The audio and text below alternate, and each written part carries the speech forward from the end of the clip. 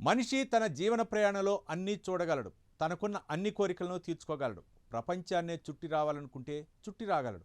ఏది చేయాలనుకుంటే అది చేయగలడు. కానీ చనిపోయిన తర్వాత నిర్వహించే తన అంతిమ క్రియలను మాత్రం చూడలేడు. కానీ చాలామందికి ఉంటుంది.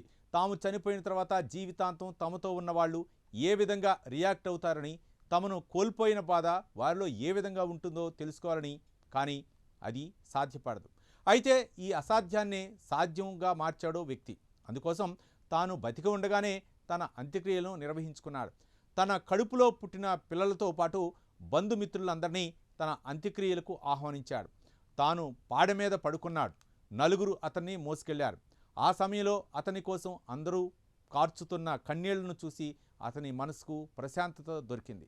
వినడానికి చాలా విడ్డూరంగా ఉన్న ఈ సంఘటన నిజంగా చోటు చేసుకోగా, ఇదంతా చేసింది ఏ మారుమూల గ్రామంలో ఉంటున్న చదువుకోని వ్యక్తో కాదు, మాజీ వైమానిక దళ సైనికుడు. దీంతో ఇప్పుడు ఈ వింత కోరిక దేశ సంచలనంగా మారింది. అందరిలా కాకుండా వినూత్నంగా వింతగా ఆలోచించారు మాజీ వైమానిక దళ సైనికుడు.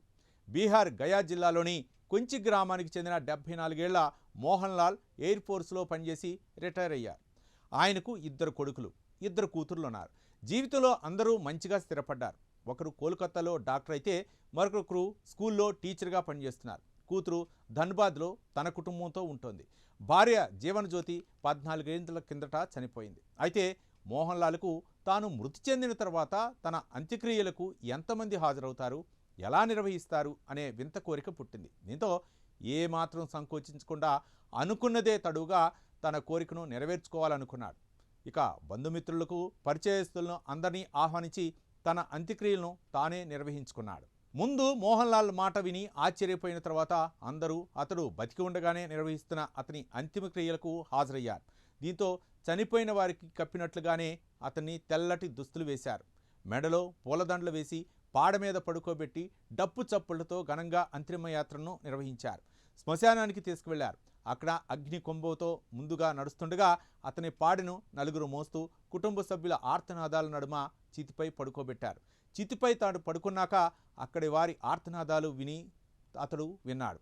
తనకు చావు ఎదురైతే తన వారు ఎలా కన్నీరు పెడతారో మోహన్ లాల్ కల్లారా చూశాడు. దీంతో అంత్యక్రియలపై ఆయన తృప్తి పొందాక అతని స్థానంలో దిష్టి బొమ్మను పెట్టి దహన సంస్కారాలు నిర్వహించారు. చుట్టాల కన్నీరు, ఏడుపుల మధ్య మోహన్ లాల్ స్థానంలో దిష్టి బొమ్మకు అంత్యక్రియలు నిర్వహించారు. ఇక చితిని కాల్చాక ఆ బూడిదను నదిలో కలిపారు. అంతిమ సంస్కారాల తర్వాత చేయాల్సిన విధి విధానాన్నంతా పాటించారు. దీంతో తృప్తి పొందిన మోహన్ లాల్ వచ్చిన వారందరికీ సామూహిక భోజనాలు పెట్టించాడు.